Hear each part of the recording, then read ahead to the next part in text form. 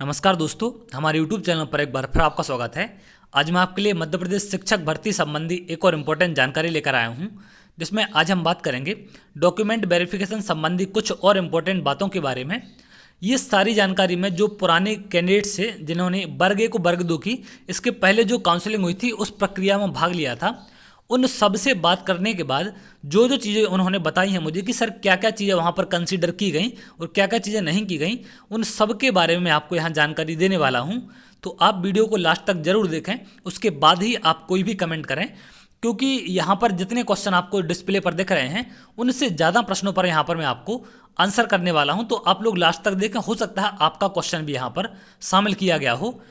तो यहाँ आप देख सकते हैं कुछ सिलेक्टेड क्वेश्चन मैंने लिखे हैं कि अदर स्टेट वालों को कौन कौन से डॉक्यूमेंट लगेंगे, मैरिज सर्टिफिकेट क्या ज़रूरी है या नहीं है, डॉक्यूमेंट में स्पेलिंग मिस्टेक मान्य करते हैं नहीं करते हैं, डॉक्यूमेंट कौन से लगेंगे, फॉर्म भरते समय के लगेंगे या वर्तमान समय में जो आपके पास हैं वो लगेंगे, और रोजगार पंजीयन को लेकर एक डाउट है कि कौन सा लगेगा सर, वर्तमान वाला लगा दें या फिर जो फॉर्म भरते टाइम लगाया था वो वाला लगाना है।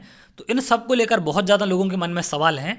तो ये वर्ग 1, वर्ग 2 और वर्ग 3 तीनों के लिए बहुत ही ज़्यादा इंपॉर्टेंट है, क्योंकि आगे चल के तीनों के डॉक्यूमेंट वेरिफिकेशन होने वाले हैं। वर्ग 1 और वर्ग 2 इन दोनों की यहाँ पर तिथि जारी हो चुकी है। वर्ग 3 की भी कुछ समय बाद डॉक्यूमेंट्स के लिए यहाँ पर प्रक्रिया शुरू होने वाली है। तो आप सबके लिए बहुत ही ज़्यादा इंपॉर्टेंट है, समय रहते आप इन सब चीज़ों को अपडेट कर सकते हैं। तो चलिए एक एक करके हम बात करते हैं। सबसे पहला तो सवाल है कि डॉक्यूमेंट किसे अपलोड करने हैं। जैसे डॉक्यूमेंट अपलोड की बात आती है तो बहुत सारे लोग क्वेश्चन पूछते हैं कि सर किसे अपलोड करने हैं। तो देखिए, आप जानते हैं कि आपका रिजल्ट यहाँ पर जारी हो चुका है। रिजल्ट जारी होने के बाद आपकी लिस्ट आएगी जो वो होगी मेरिट वालों के लिए और वेटिंग वालों की। तो मेरिट और वेटिंग दो यहाँ पर प्रोविजनल मेरिट आती है, प्रोविजनल वेटिंग आती है। तो जितने भी नाम प्रोविजनल मेरिट में और प्रोविजनल वेटिंग में इन दोनों लिस्टों में होंगे, उन सभी लोगों को डॉक्यूमेंट अपलोड करने पड़ेंगे। इस बात का आप ध्यान रखेंगे। क्लियर है। अगला है डॉक्यूमेंट कौन से अपलोड करने हैं, वर्तमान समय के या पुराने समय के। बहुत सारे लोगों के मन में सवाल है कि सर मैंने फॉर्म भरते टाइम रोजगार पंजीयन दूसरा लगाया था, या ईडब्ल्यूएस सर्टिफिकेट मेरा पुराना वाला लगा था वो एक्सपायर हो गया तो नया बन गया, तो सर कौन से डॉक्यूमेंट मुझे अपलोड करने हैं। या कुछ ऐसे भी हैं कि सर मैंने जो आधार कार्ड लगाया था उस टाइम मेरी शादी नहीं हुई थी तो एड्रेस कुछ और था उस आधार कार्ड में, वर्तमान के आधार कार्ड में एड्रेस कुछ और हो गया क्योंकि मेरी शादी हो गई और मैंने वो अपडेट करा लिया। तो ऐसे न जाने कितने सवाल आपके हैं। तो आपको देखिए यहाँ पर सबसे मेन इंपॉर्टेंट है कि कौन से अपलोड करने हैं। तो आपके पास जो डॉक्यूमेंट्स अभी हैं, मतलब चाहे वो आपने अपडेट करा लिए हों, चाहे वो कैसे भी अपडेट करके आपके पास जो भी नए डॉक्यूमेंट या तो आपने बनवाए हों या आपने अपडेट कराए हों, तो अभी वाले आपको डॉक्यूमेंट यहाँ पर अपलोड करने हैं। फॉर्म भरते टाइम के जो पुराने डॉक्यूमेंट्स हैं वो आप अपलोड नहीं करेंगे, इस बात का ध्यान रखना। वर्तमान में जो भी डॉक्यूमेंट है आपको वही यहाँ पर लगाने हैं, क्योंकि जो डॉक्यूमेंट आप अभी अपलोड करेंगे वही जाके आपको वहाँ पर वेरीफाई कराने हैं। तो इसलिए आप लोग पुराने अगर लगाएंगे और वहाँ पर नए वाले दिखाएंगे तो मैच नहीं करेंगे। तो आप इन चीज़ों को थोड़ा सा विशेष करके यहाँ पर ध्यान रखेंगे कि आपको वर्तमान समय में जो भी डॉक्यूमेंट है, चाहे जैसा भी यहाँ पर आपने अपडेट करा लिया हो, आप उसी डॉक्यूमेंट्स को यहाँ पर लगाएंगे। क्लियर है। तो इस बात को लेकर आप परेशान नहीं होंगे कि कौन से आपको लगाने हैं। तो वर्तमान समय में चाहे आपने नए बनवाए हों, चाहे आपने यहाँ पर अपडेट कराए हों, आप उन्हीं को यहाँ पर लगाएंगे। अगला सवाल है अदर स्टेट वालों के लिए कौन कौन से डॉक्यूमेंट्स लगेंगे। ये बहुत ज़्यादा लोगों के सवाल मेरे पास आ रहे हैं। तो देखिए, सबसे बेसिक डिमांड है जो वो है 10th मार्कशीट की। तो 10th मार्कशीट का जो सबसे मेन इंपॉर्टेंट चीज़ होती है वो होती है आपकी डेट ऑफ बर्थ। तो डेट ऑफ बर्थ के लिए आपकी 10th की मार्कशीट मांगी जाती है कि जो डेट ऑफ बर्थ है वो 10th की मार्कशीट से आपकी मैच होनी चाहिए। सेकंड होता है 12th की मार्कशीट। थर्ड है आपका डीएड हो गया, डीएलएड हो गया और बीएड हो गया। इनमें से जो भी आपके पास है वो यहाँ पर लगाना है आपको। क्लियर है। और चौथे नंबर पर अगर आए हम बात, तो ग्रेजुएशन की मार्कशीट आपके पास होनी चाहिए। पाँचवें नंबर की अगर हम बात करें तो ग्रेजुएशन के साथ साथ आपके पास आईडी प्रूफ एक होना चाहिए, और आईडी प्रूफ में आपको आधार कार्ड लेकर जाना है। और छठवां नंबर लगेगा आपको रिजल्ट कॉपी। जो आपकी रिजल्ट की कॉपी आएगी वो आपको यहाँ पर लगानी है। तो ये तो उन कैंडिडेट्स के लिए हैं जो अदर स्टेट वाले कैंडिडेट हैं, उनको इतने डॉक्यूमेंट कंपलसरी यहाँ पर तैयार रखने हैं। इसके साथ साथ अब देखिए, जो भी कैंडिडेट यहाँ पर रिजर्वेशन का फ़ायदा लेना चाहते हैं, और रिजर्वेशन का फ़ायदा आप जानते हैं उन्हें ही मिलेगा जो मध्य प्रदेश के रहने वाले हैं। तो जो रिजर्वेशन का फ़ायदा लेने वाले हैं, जैसे अगर मैं बात करूँ SC ST OBC और EWS, तो इनको इन 6 डॉक्यूमेंट्स के अलावा इनको और कौन कौन से डॉक्यूमेंट्स लगेंगे। देखिए, अगर आप स्टेट का फ़ायदा लेना चाह रहे हैं रिजर्वेशन का, तो आपको स्टेट का निवासी होना जरूरी है। मतलब आपको मूल निवासी, जिसको डोमिसाइल बोलते हैं, मूल निवास प्रमाण पत्र अपने पास तैयार रखना होगा। चाहे वो आपने वर्तमान में बनवाया हो या फिर फॉर्म के टाइम बना हो या नहीं बना हो, आपको उससे परेशान नहीं होना है। जो भी डॉक्यूमेंट्स आपके पास अभी है वो आप अपलोड कर सकते हैं। दूसरा नंबर है आय प्रमाण पत्र। क्लियर है? आय प्रमाण पत्र को लेकर भी कुछ डाउट है यहाँ पर लोगों के। तो आय प्रमाण पत्र अगर शादी नहीं हुई है तो आप पापा का लगा सकते हैं, आप चाहें तो हस्बैंड का लगा सकते हैं, कोई प्रॉब्लम नहीं है। यहाँ पर आपको कोई भी तरीके की दिक्कत नहीं होने वाली। क्लियर है? उसके साथ साथ थर्ड है आय प्रमाण पत्र हो गया, आपका मूल निवास हो गया, आय प्रमाण पत्र हो गया। अब है अगला रोजगार पंजीयन। तो देखिए, रोजगार पंजीयन आपका एक्सपायर हो गया है या क्या दिक्कत हो गई है, आप नया बनवा सकते हैं, कोई प्रॉब्लम नहीं है। 5 मिनट में आपके पास नया बन के तैयार हो जाएगा। तो आपको नया वाला ही यहाँ पर अपलोड करना है, पुराना अपलोड नहीं करेंगे, क्योंकि जो आप अपलोड करेंगे वही आपको वहाँ पर वेरीफाई कराना है। तो इस बात का आप यहाँ पर ध्यान रखेंगे। क्लियर है? रोजगार पंजीयन हो गया, आय हो गया, मूल्यवास हो गया। इसके साथ साथ आपको सबसे बड़ा जो सवाल है मैरिज सर्टिफिकेट का। तो देखिए, मैरिज सर्टिफिकेट से ना तो आपको रिजर्वेशन मिलता है और ना ही आपको यहाँ पर अदर स्टेट वालों के लिए या फिर MP वालों के लिए कोई ऐसी बाउंडेशन है कि मैरिज सर्टिफिकेट आपको लगाना ही है या नहीं लगाना है। क्लियर है? तो ये तो मेन उनके लिए हैं जिनको रिजर्वेशन चाहिए है या जो MP के रहने वाले हैं। तो डोमिसाइल, आय प्रमाण पत्र और रोजगार पंजीयन, ये 3 चीज़ें आपको विशेष रूप से यहाँ पर ध्यान रखनी है। क्लियर है? अब अगला सवाल है मैरिज सर्टिफिकेट संबंधी सभी सवाल। तो सभी सवालों में एक एक करके बात करता हूँ। सबसे पहला तो सवाल है कि क्या मैरिज सर्टिफिकेट लगेगा या नहीं लगेगा। तो देखिए, जो पुराने कैंडिडेट हैं जिनसे मैंने बात की है, उनका कहना है कि सर, जिसकी शादी हो गई है वो अगर लेकर भी जाए तो भी दिक्कत नहीं है, और नहीं लेके गया तो भी उसको कोई भी प्रॉब्लम यहाँ पर नहीं हुई है।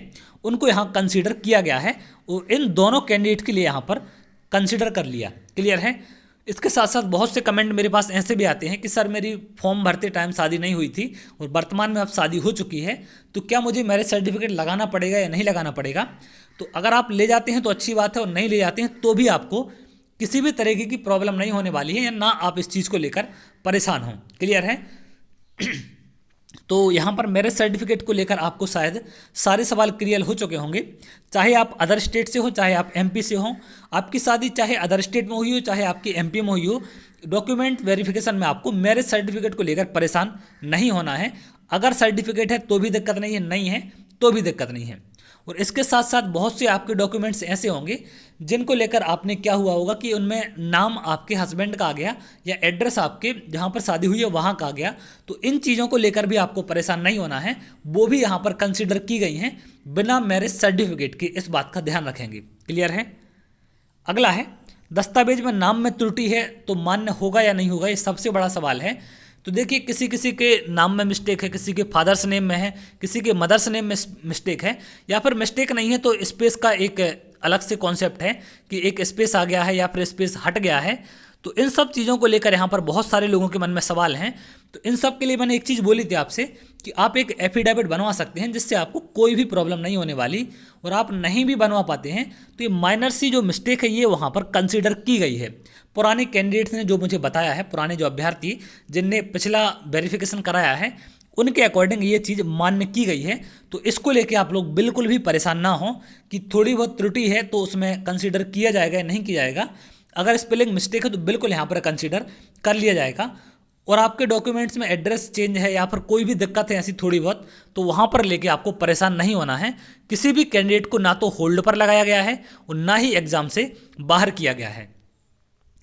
तो आपको उम्मीद करती है सारी दस्तावेज से संबंधित जो भी आपकी स्पेलिंग मिस्टेक है या कैपिटल हो गया लेटर या स्मॉल लेटर हो गया या कुछ और सरनेम ऐड हो गया बीच में, तो इनको लेकर परेशान नहीं होना है। ज़्यादा है तो आप एक एफिडेविट बनवा लेंगे, जिससे आगे चल के भी आपको कोई भी प्रॉब्लम का सामना ना करना पड़े। अगला है रोजगार पंजीयन। एक चीज़ और मैं इसमें क्लियर कर दूं, अब बहुत सारे लोगों के ये भी सवाल है कि सर मेरा जो मूल निवास है उसमें अलग नाम लिख गया है या उसमें स्पेलिंग मिस्टेक अलग हो गई है। तो सबके लिए ये डाउट है, जो भी आपको दिक्कत है, मूल निवास हो, आय प्रमाण पत्र हो, सभी में जो भी आपकी दिक्कत है या जो भी प्रॉब्लम है, उन सब में कोई भी यहाँ पर ऐसा नहीं है जिसको होल्ड किया जाएगा या जिसको एग्जाम से बाहर किया जाएगा।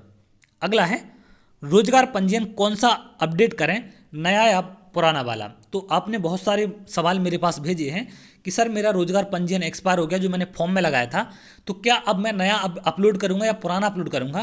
तो आपको देखिए नया वाला ही अपलोड करना है, पुराना वाला आप अपलोड नहीं करेंगे, इस बात का ध्यान रखना। क्लियर है, क्योंकि आप जो अपलोड करेंगे वही आपको वहाँ वेरीफाई कराना है। तो आप कृपया करके जो भी आपके पास नया है, जो भी आपके पास लेटेस्ट वाला है, आप वही वहाँ पर लगाएंगे। क्लियर है। ऐसे ही अगर हम बात करें EWS सर्टिफिकेट की, तो बहुत सारे मन में सवाल होंगे EWS सर्टिफिकेट को लेकर भी। तो EWS सर्टिफिकेट को लेकर अगर आपके पास वर्तमान का है तो आप वर्तमान का ही यहाँ पर लगाना है, और नहीं है तो आप वर्तमान का बनवा लें, क्योंकि पुराना एक्सपायर वाला आपका नहीं चलेगा। जो भी डॉक्यूमेंट है वो आपके रनिंग में होने चाहिए, एक्सपायर नहीं होना चाहिए।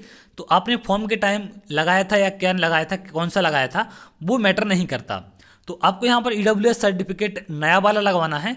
और ये भी ज़रूरी नहीं है कि आपने 2019 में फॉर्म भरा था और वर्तमान में 2022 चल रहा है तो आपके पास 2020 और 2021 का होना चाहिए, ये बिल्कुल ज़रूरी नहीं है। आपने 2019 में फॉर्म भरा था, उस टाइम सेलेक्ट कर दिया था, और हो सकता है आपके ना बना हो, तो भी आप 2022 में बनवा कर लगा सकते हैं, कोई भी प्रॉब्लम नहीं है। और अगर आपने 2019 में सेलेक्ट किया था तब, और बहुत से लोगों के ये भी सवाल है कि सर क्या नया ऑप्शन मिलेगा सिलेक्ट करने का, नहीं मिलेगा। तो देखिए अभी कंफर्म मैं नहीं कह सकता इसके बारे में। अगर डिपार्टमेंट यहाँ पर इस पर विचार करता है और हो सकता है कि कुछ लोगों को यहाँ पर मौका दिया जाए, तो बिल्कुल चांस हो सकता है। अब मैं श्योर नहीं हूँ यहाँ पर कि मौका मिलेगा या नहीं मिलेगा। और बहुत से लोगों के ये भी सवाल हैं कि क्या सर EWS वाले क्वालिफाई होंगे या नहीं होंगे। तो देखिए यहाँ पर आपको इसके लिए लड़ाई लड़नी पड़ेगी, क्योंकि गवर्नमेंट ने अपना डिसीजन दे दिया है। अब गवर्नमेंट के ऊपर है कि वो चेंज करते हैं या नहीं करते हैं। तो आपके हक की लड़ाई है, आप लोग इसके लिए आवाज़ उठा सकते हैं और संघर्ष कर सकते हैं कि आपको भी क्वालिफाई किया जाए, क्योंकि 90 से कम वालों के यहाँ डिस्क्वालीफाई किया गया है। तो ये आपके हक की लड़ाई है, आप इसको लड़कर भी जीत सकते हैं। तो उम्मीद करते हैं आपको सारी चीज़ें यहाँ पर लगभग क्लियर हो गई होंगी कि कौन कौन से डॉक्यूमेंट्स किसे लगने हैं और कैसे कैसे डॉक्यूमेंट आपको लगने हैं। तो कोई भी यहाँ पर कैंडिडेट होल्ड नहीं किया गया है और ना ही किसी को बाहर किया गया, थोड़ी बहुत मिस्टेक को लेकर यहाँ पर। तो आप बिल्कुल रिलैक्स रहें, कोई भी यहाँ पर प्रॉब्लम आपको नहीं है। चाहे आपकी शादी हो गई हो, चाहे आपकी शादी नहीं हुई है, तो शादी एग्ज़ाम के बाद हुई है, कोई प्रॉब्लम नहीं है। आप कहीं का भी डोमिसाइल लगा सकते हैं, किसी भी जगह का, अगर आप रिजर्वेशन लेना चाहते हैं। बस ऐसा नहीं होना चाहिए कि आप डोमिसाइल अदर स्टेट का लगा रहे हैं तो रिजर्वेशन नहीं मिलेगा, इस बात का आप थोड़ा सा ध्यान रखेंगे। क्लियर है। तो जो भी डॉक्यूमेंट्स हैं आपके, वो आपके रिजर्वेशन अगर चाहते हैं तो आपके स्टेट के होने चाहिए, और रिजर्वेशन नहीं चाहते तो आप इनकम सर्टिफिकेट लगाएं, डोमिसाइल लगाएं, कोई फर्क नहीं पड़ता। लेकिन रोजगार पंजीयन का आप लोग बनवा लेंगे, रोजगार पंजीयन नया लगाना आपको, और नया ही वहाँ पर अपलोड करना है। सारे डॉक्यूमेंट जितने भी आपके जो आपने नए बनवाए हैं आप वही अपडेट करेंगे। बार बार मैं आपको ये चीज़ कंफर्म कर रहा हूँ कि वही आपको एग्ज़ाम में जब आपको ऑप्शन मिलेगा अपलोड करने का, तो वही आपको अपलोड करना है। इस बात का आप लोग विशेष ध्यान रखेंगे। और इसके अलावा जो भी आपको डाउट है आप मुझे पर्सनल इंस्टाग्राम पर मैसेज करके कंफर्म कर सकते हैं। मैं वहाँ पर सारी चीज़ें आपकी क्लियर कर रहा हूँ, जिनको भी मैं रिप्लाई नहीं कर पाता, क्योंकि बहुत सारे मेरे पास कमेंट आते हैं। तो इंस्टाग्राम आईडी आपको डिस्क्रिप्शन में मिल जाएगी, तो वहाँ पर जाके आप मुझे कमेंट कर सकते हैं, या फिर मैं आपके अपनी आईडी यहाँ पर लिख दे रहा हूँ। तो ये मेरी आईडी है लोकेंद्र पटेल 93, ये मेरी इंस्टाग्राम आईडी है। आप मुझे इस पर जाके पर्सनली मैसेज कर सकते हैं। यहाँ पर जो भी आपके मैसेज आएंगे, थोड़ा सा लेट हो सकता है जवाब, लेकिन आपको रिप्लाई ज़रूर मिलेगा। तो उम्मीद करते हैं आपको जानकारी समझ आई होगी कि आखिर कैसे कैसे क्या क्या चीज़ें आपकी वहाँ पर मान्य होंगी।